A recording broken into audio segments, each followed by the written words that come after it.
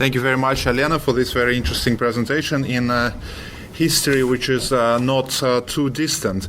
I have a couple of comments. I already asked Alexander a question. I'll wait for your answer. I was wondering whether we should have a bit more nuanced approach to the Soviet period, because if we think about 1920s and early 30s, then actually the Soviet authorities were very supportive of the Belarusian language and Belarusian culture. They established all those institutions in Belkult, and many great writers were active. But then in 1930s and subsequently the area has shrunk, with many people repressed and murdered later. And if you think about the language of schooling and at universities, probably less so at universities, but definitely when it comes to schools, since the majority of the Belarusian population was rural, at rural schools instruction was in the Belarusian language. So when I think about the generation of my mother, for example, she studied everything in the Belarusian language, every single subject, well, except for German and Russian. And even though cities tended to be more Russified, and when people were moving from the villages to the cities, they were forgetting the Belarusian language. But still the vast majority of pupils were getting their education in Belarusian. That's my understanding. And also, if you think about television, for instance, it was very rare that you would hear the Russian language on Belarusian state television during Soviet times. I was quite young then, but it was very, very rare. And now I think the only island of the Belarusian language among major Belarusian media is the Belarusian state radio, or at least it was a few years ago when I used to listen to it. But now when you turn almost any television channel, and there are plenty of them now, and many of them run by the Belarusian state, you will never hear any Belarusian language there. So that's sort of my wrinkle about the Soviet period and what we have today. And also the referendum numbers, it was rather, the referendum was not recognized by the majority of states, and the way how it was run gives only some indication of what people thought, but maybe we should also stress that this is not really, that this referendum is quite questionable, and we can never be sure whether that was the real result or not. So I'll let you respond to that after we hear from Alexander about the West Russism today, whether you can see its revival and how it's different from what we saw at the beginning of the 20th century.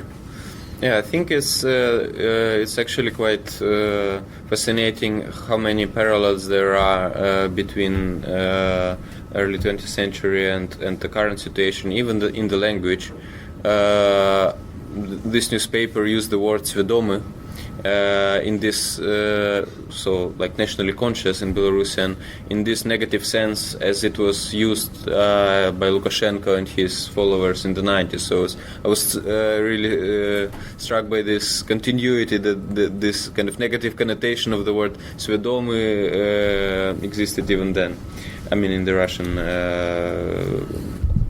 language area. So I think the West Russianist kind of basic idea did not disappear anywhere. I think even in the Soviet times it was of course modified, but there was all this idea about the brotherly unity, and even in the Soviet anthem of Belarus, it was in the first line, it was like, "We Belarusians with our brother Russians." So I think it was there, and it got of course received a revival now, especially in like 2010s, when pro-Russian political groups became more active and kind of became more critical about Lukashenko, because I think he is more of a what I would call like a liberal West Russianist, where they still kind of accept the existence of Belarusian language and culture. They believe that it deserves some place somewhere in the corner, write some books or whatever, but don't go into schools, don't go into universities and so on.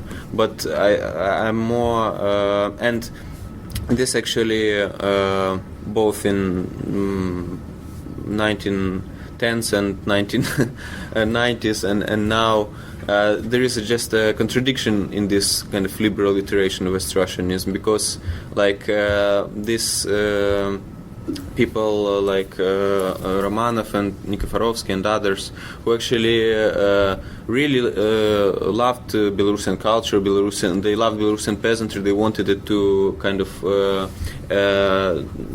they strive for the emancipation, but they still they didn't know what to do with this love, because on the one hand they would say, yeah, Belarusian language is beautiful and ancient and whatnot, but I mean we still need to assimilate and switch to Russian.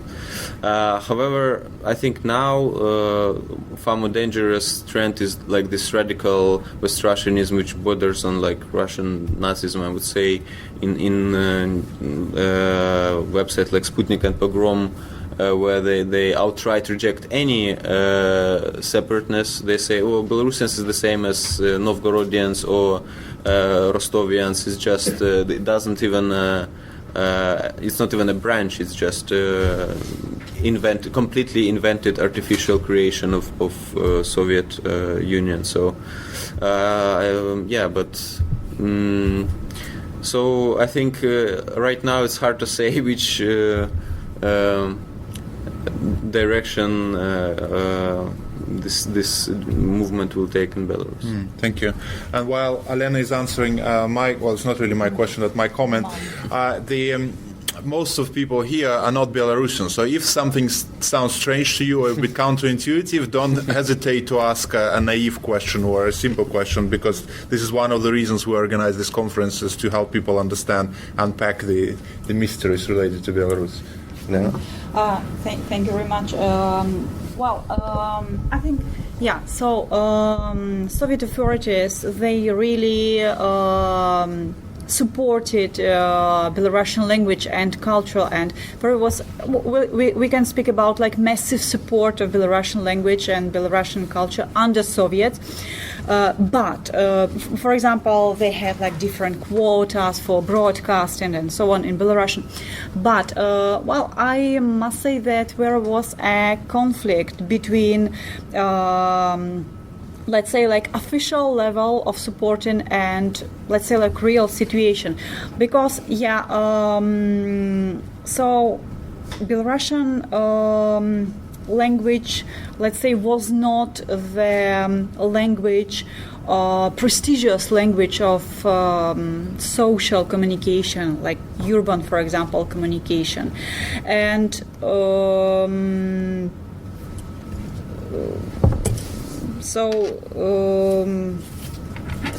this is a point, because we can speak about, for example, Belarusian language in the rural schools, and also I do remember that majority of schools from countryside were in Belarusian language, but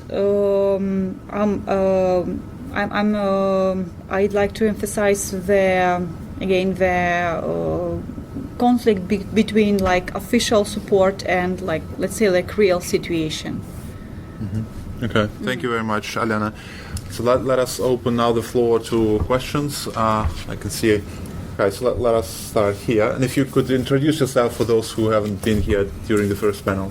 I'm from Institute of Eastern Studies from Adam Mickiewicz University. My main interests are both in Belarus, but also Belarus in general. And I have one maybe very open comment to Alena, and one also very open question. The comment is that the Belarusian language and its connection with the Belarusian consciousness is quite interesting topic also for me, and quite important questions for Belarusians themselves. And listening your presentation, I remember one situation.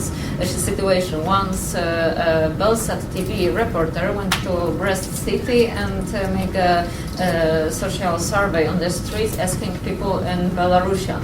and some of them were very embarrassed that he was speaking Belarusians, and I remember especially one woman who was really embarrassed, and what are you asking, why are you talking this language, only the Russian is the good one, I don't speak Belarusian.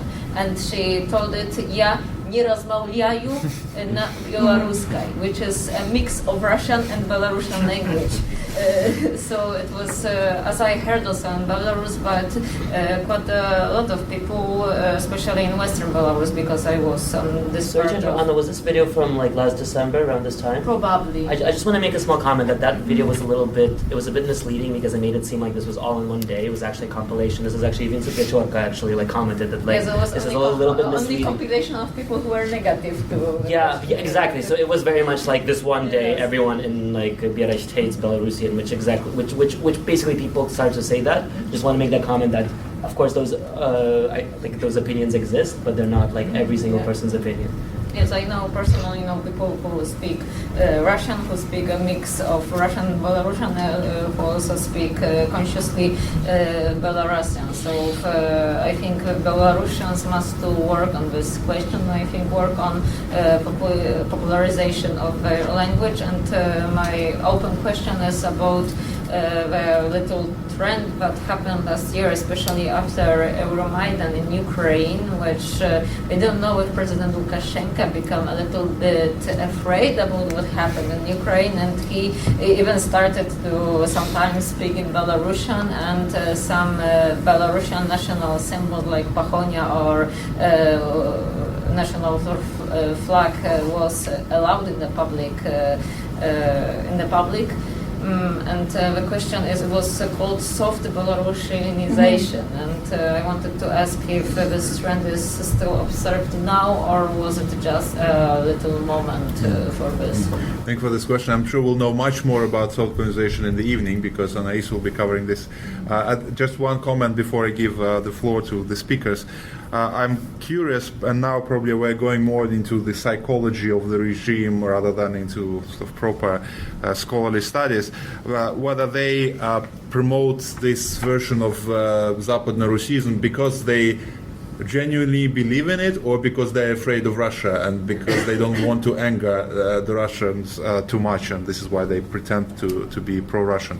And when it comes to the ability of people to speak the language, our center, the Ostrogorski Center, is organizing the Ostrogorski Forum in Minsk when we have money for that. And 2 years ago, we had an event on this issue, and one of the main conclusions was actually that the system of teaching the Belarusian language is very poor in the country, because the pupils spent 9 years learning the language, and they cannot say even 3 sentences in this language, which is Minsk had Belarusian language only by 1 lesson in the week. Yeah, exactly. But still, so what do they do there?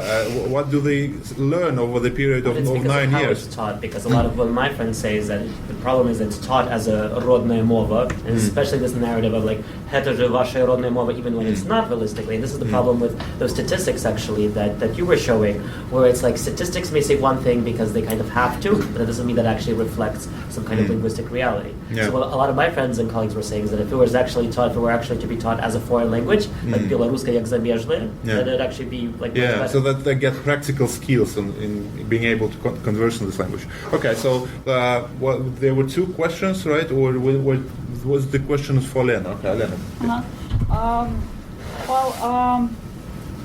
So this is a tricky question. I think,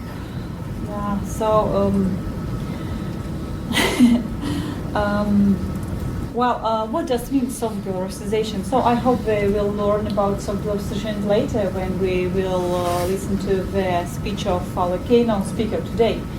But I think soft Belarusiization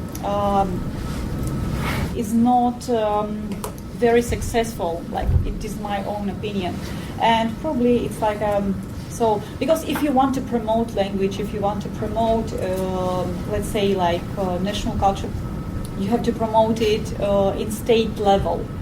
and now it's like probably like who share like soft Belarusization. I think this is like very narrow level of society. We can speak about like for example academic scholars and probably like some like representatives of let's say like youth movement, like I don't know. And I think like so-called soft Belarusian does not have like massive support, and probably it is like a safe play for authorities. So, okay, let's promote soft Belarusiization, like let's prepare like for example different like vyshyvanki, and that's it. And this is like a very little percent of let's play safe. So and my understanding is that very often it's not really about promoting something, but it's just not prohibiting, not putting people in, exactly. into prison for doing something which is completely neutral for when it comes to its political color. Okay, so then Vitaly and then Anais and Andrew. Okay, Vitaly. Vitaly, New York College, Bucharest. Actually, I have a question to Alexander. Maybe not about this struggle between Nashenim and Slavonic, but about broader perspective. There is materials of Paris Peace Conference about future borders in Eastern Europe, and these materials, like provided by scholars, were published later, and it was striking for me how close it to this West Russist narrative. So, what was the like international impact of this narrative? Or was it really influential outside this internal Sever-Западный край, of this Belarusian territory? And how promotional, how it happened? Maybe you can say something. Alexander? Okay. This was actually basically part of official ideology of the Russian Empire. So this newspaper was supported with the Ministry of Internal Affairs money. So they actually wanted the Russian government, the Russian imperial government, believed that they were, a positive political force in the region. And of course, since the Belarusian emigre presence in general and diaspora presence, which during the Paris Peace Conference and during this whole mess was so important, because I believe that more was done, for Czech and Polish and Lithuanian independence by immigrants than probably people who were there, so by people who lobbied in Paris, and unfortunately Belarusians had very little resources in this regard, and that's why there was this Russian emigres, Russian politicians who tried to somehow preserve, at least for the future, the image of this land as Russian. They, of course, even during peace conference, even when everything was occupied by Bolsheviks already, but still there were like this emigre Russian whites who advocated, who lobbied that Grodno is Belarusian in the Russian sense. Vilna is also Belarusian in the Russian sense. I actually also found these documents fascinating in US about this Sazonov and his colleagues who tried during this peace conference to lobby for this position, and of course they translated everything in French and German, and this narrative was present in kind of international academia at the time. But it was not the only one, of course, because Germans later, after they occupied, they were much more interested in this, and they presented a little different position. Actually, I mean, first of all, I mean, it was materials of British scholars. Mm-hmm. They prepared for the British delegation. Mm-hmm. So it was not very favorable to Russian Empire. So there were a lot of tension for Lithuanians, for Poles. Mm-hmm. Like it actually became a core of British politics towards this state formation. But towards Belarusians, Ukrainians, it's pretty neutral, but it's like in a very East-West, Russianist discourse. So where this West Russianist approach common for scholars before the events of revolution, before this huge immigration, and before maybe some political influence, a debate for this question. So how scientific, how academically accepted this approach was, or it was just this colonizing politics in this particular? Because more, You mean in the Russian Empire or like in the international? in Britain, it was probably more accepted before our annual conference began and before we started publishing the Journal of Belarusian Studies. Because if Britain were to instruct its diplomats on Belarusian matters now, I'm sure they have much more knowledge about what is happening in the country and in that part of the world compared to the first world, to the beginning of the century. Still a short comment and then we'll... So I'm not sure about specifically British case, but in general, this question was very much politicized, as you can imagine. And even in Russia, I think it was in 1910s, the Russian Academy of Science accepted that Ukrainian is a separate language, and it was a huge scandal. And of course, it wasn't accepted by scholars who were pro-imperial, pro this three-parted Russian nation idea. Which was again the official narrative. So it was in flux and debated even in the Russian Empire. But I think, just for me, as far as I know, like French politicians didn't want this additional divisions in this region. They thought about it as like a recipe for chaos. So I could assume that the British politicians only wanted to support the movements which they believed to be would be successful or could be used in but it's my hypothesis. I wonder whether Anaïs knows anything about that period from the French perspective. You had a question, yeah, go ahead. I'm sorry, I'm not a historian, that's why I would like to ask Alena to specify. Please give us some elements of context regarding the adoption of the Slavonic language in 1926 of January. Do you have any figures, like on history classes about the end of Perestroika dates back 20 years? So, like, any figures about the composition of the Soviet, of the Supreme Soviet of the SSR at the time? And the context, the position of the different, the various political forces, because and the support for this. Do you have any figures about the votes? I do have. So this is the subject of my research, which now I deal with. So I got funding from Charles University and the National Agency of Czech Republic, and I do have like numbers and voting and stenograms and record of all debates, but it was not my intent to discuss it now because it's too many like very concrete particular information. And yes, I do have, and if you need it for your own research, I will share it with you. I mean, just in a few words, like about the context of 1989, how much was this debated, or the issue? Surprisingly, it was, it was suppressing Russian as a it was very interesting.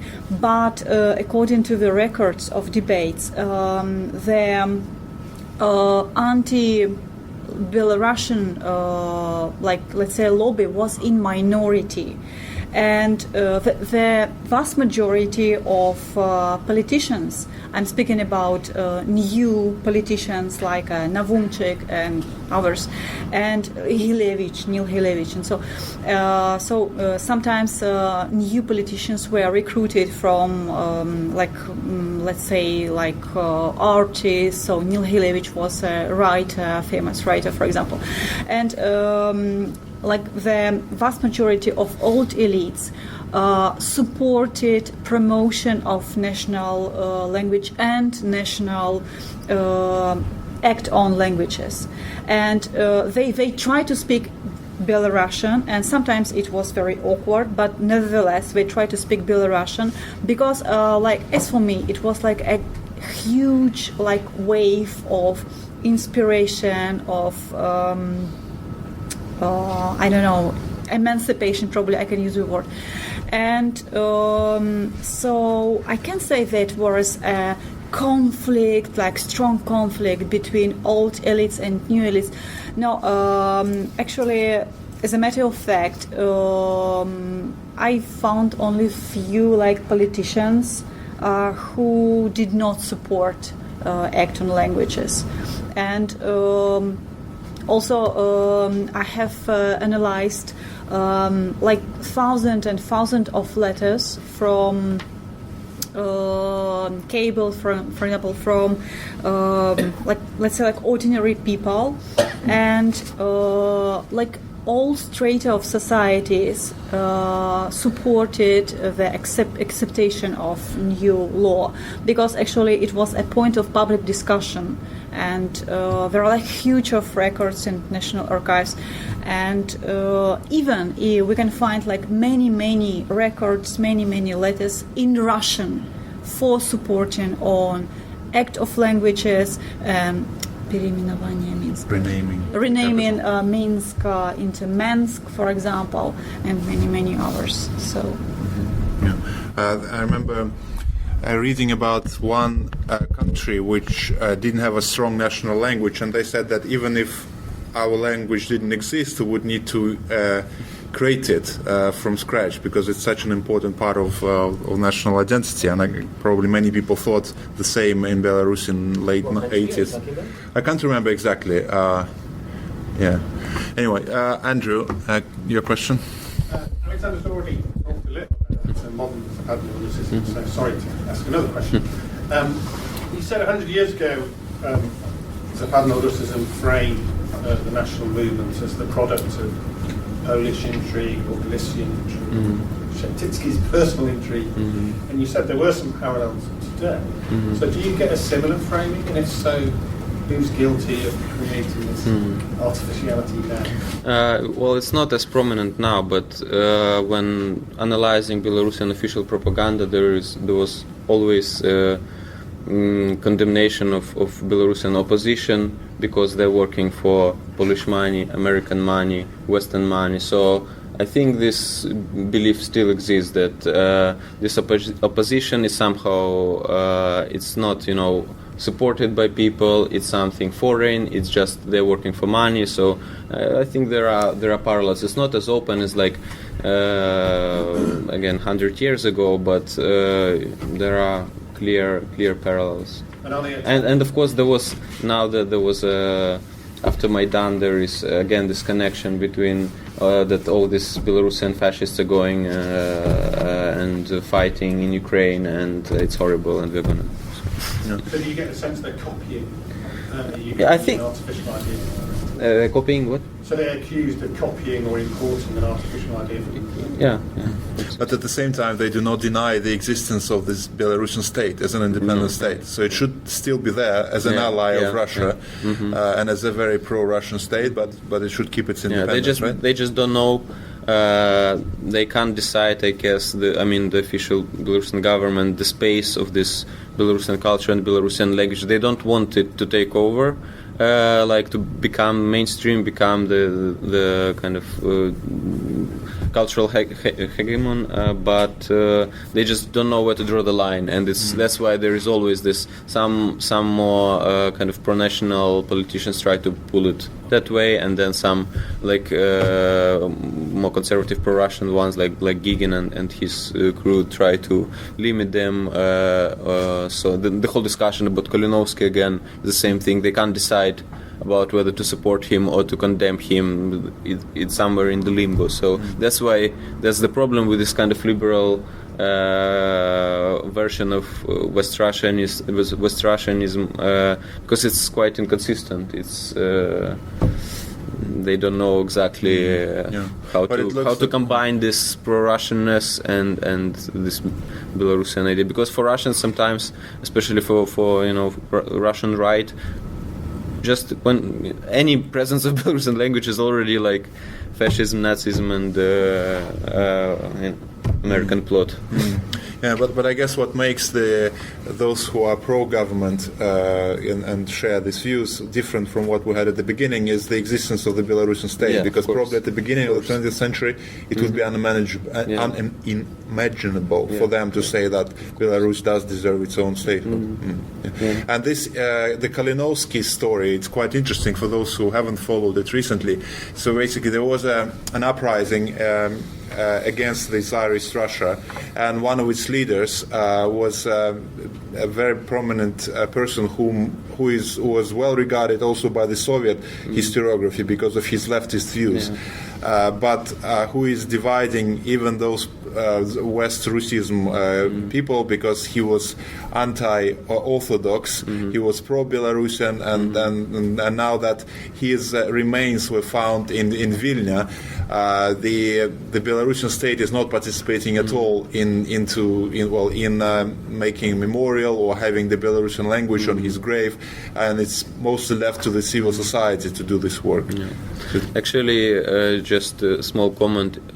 Even for Solanevich, Kalinowski was, of course, not a positive one, but he admitted that he was very much more democratically oriented than other Polish insurgents, let's say, or Polish-Lithuanian insurgents, and he actually praised Kalinowski for his democratism. So it's even at that time it was ambivalent figure. Okay.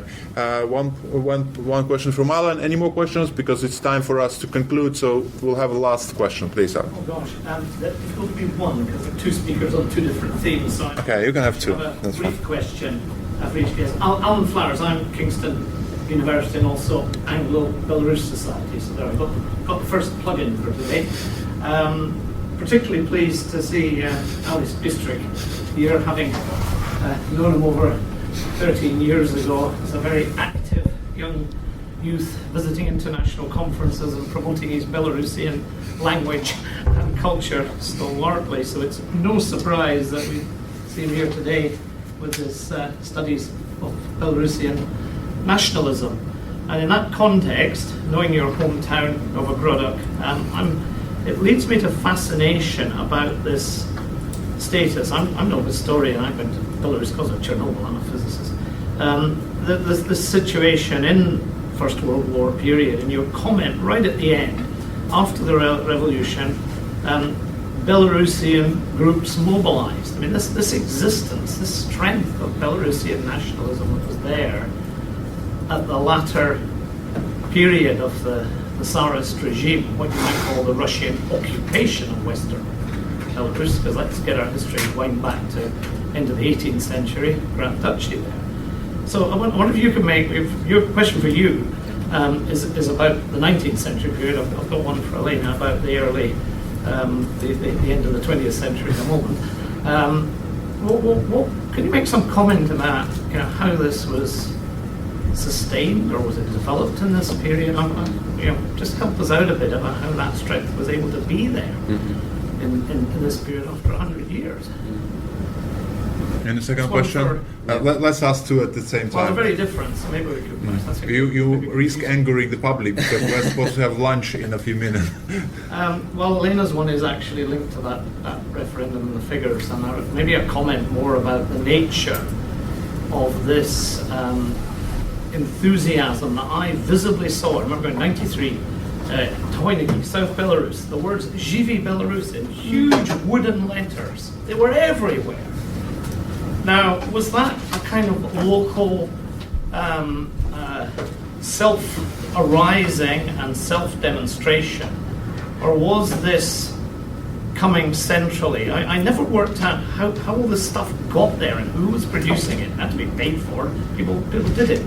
So, was it inherently a people's action or a governmental action that produced this stuff all over the place to the eyes? I'm quite fascinated by it. And if so, people's, it really does make you wonder. I couldn't believe I was there in Belarus when these figures came out. It was baffling, because with your own eyes, that just didn't seem to ring true as to what how could national spirit change that much in just 1 year from 94, 95, and from all the actions that took place in 92, 93. Now, one explanation could be, if you answer and say, well, really, it was rather centrally inspired, but if it was a natural people's uprising. So two very different questions from two periods. Just give me a brief answer. Well, I'm writing a PhD dissertation to answer this question, so it's hard to be brief, but I believe that the collapse of the Russian Empire was one of the main factors, because this West Russianist ideology basically lost its main argument that we want, like, Belarusians can be emancipated through the power of Russian culture, Russian government. But then when this empire literally collapsed and disintegrated, I think this Belarusian national consciousness became much more attractive for this former West Russianists, and it was also kind of a zeitgeist of the time. So it wasn't, in a vacuum, because there were national movements mobilizing everywhere, and the Belarusian one kind of also got this momentum from kind of the neighboring movements as well, because people think, well, if they're doing something, why not us? So that's short answer. Thank you. So, thank you very much for your comment. I think, I'm pretty sure that the Belarusian efforts, so-called like nationalistic efforts, they are not part of government effort, like efforts of state officials, authorities.